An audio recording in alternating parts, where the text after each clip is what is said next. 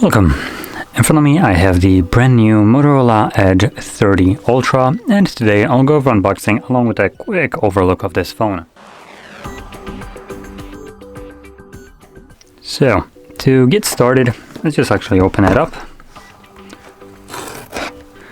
Now, I'll be honest, I'm a little bit excited for this device because it is a flagship by all its means. That comes at about 900 euros, so it's a little bit below the typical price tag. Now, that being said, where I'm from, it now, because of the economy, costs more than a typical flagship. But that's because my currency is just absolute garbage. But anyway, and here we get a case, which thank you Motorola for including one at this price range. I always like to see a case even when it's just flimsy. This one actually seems to be pretty decent, but even when it's like the crappiest case, it's better to get one than not. And I am also pointing out fingers at this right here, Samsung. Take some notes, for crying out loud, it's about time.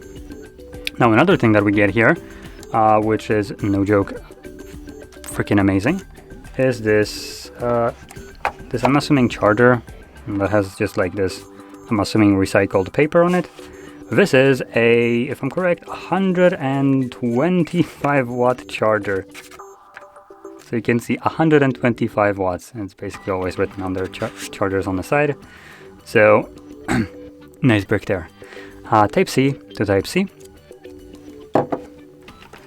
So we get a Type C to Type C cable, obviously, with that charger, and that's all we have.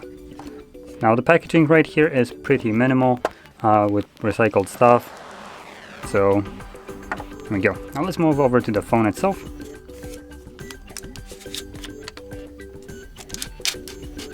No. So I'm gonna try to get it this way. There we go. I do have to say I like the back. It's I'm pretty sure it's glass, but it's like matte with weird finish on top of it, with only the logo and the branding right here being glassy, with this actual, like, you can feel it. So yeah, it does look really nice and premium. Now flipping it over, we do obviously have the display. This is a pretty big display right here.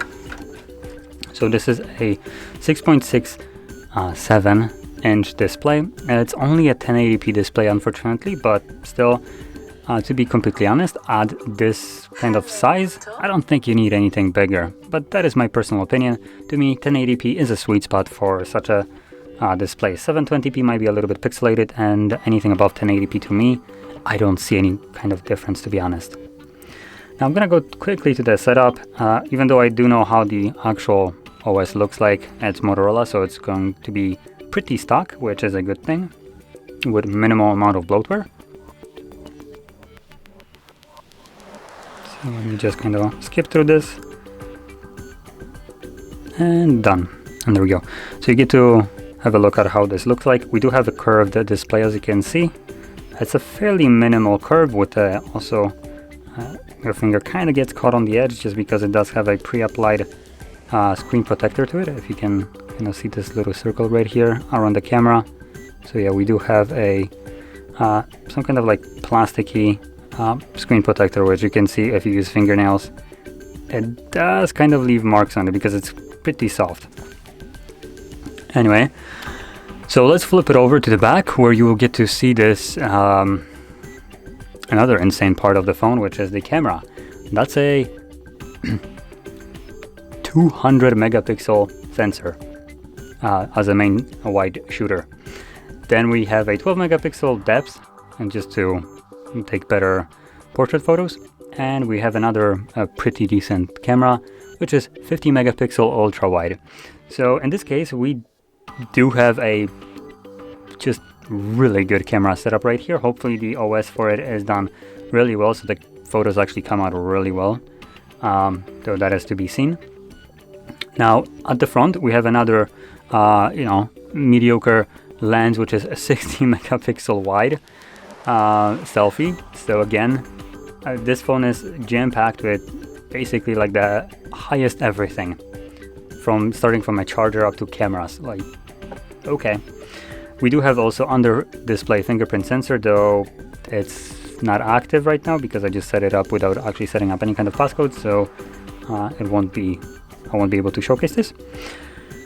And in terms of just general insights of the phone, like I said, it's a flagship all by its own. So we have a Snapdragon 8 Plus Gen 1, and then we have a couple versions of storage and RAM. At the very bottom of it, we have the 128 gigabytes of storage with 8 gigs of RAM, and at the very highest one, we have 512 gigs of storage with 12 gigs of RAM. And I'm pretty sure we don't have any kind of expandable storage in here, though I'm gonna check just to be certain. Yep, no expandable storage, just a dual SIM tray. So there we go. So if you need more than 128 gigs of storage, I do recommend going for the higher one right away. Otherwise you will be a little bit bummed out later on. And battery in here is a 4610 milliamp hour battery with obviously the fast charging is, I would say, an understatement of 125 watts. That phone will charge really freaking quick. And on top of that, they didn't just stop at a great just wired charger. No. We also have a 50 watt wireless charging and 10 watt reverse wireless charging. So yeah, they just decided to drop everything the best, I guess, that they can. And honestly, not much more to say. I'm just gonna quickly just show you the OS like I mentioned before. So we can see this is just all the apps that come pre-installed with the phone.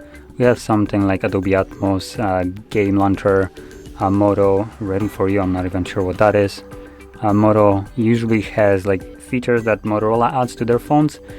I won't call it a bloatware. It's just things like gesture navigations and additional like gesture toggles that it can enable. Usually useful features, I would say, that you don't need to use. And yeah, you can see pretty bare bones OS with not much of a bloatware here. This is running Android 12 also, so you can see. And obviously, once Android 13 comes out, it will most likely get an update to that as well. Now let's just quickly find system, and where is it? And there we go, about phone system.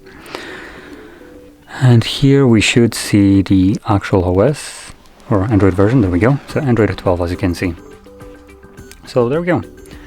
And not much more to say. It's a really decent package what you get right here for your money.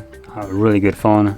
Looks like really good camera setup, though obviously probably photo test would be a nice thing to add here, though I don't really have a setup for that, so stay tuned for that.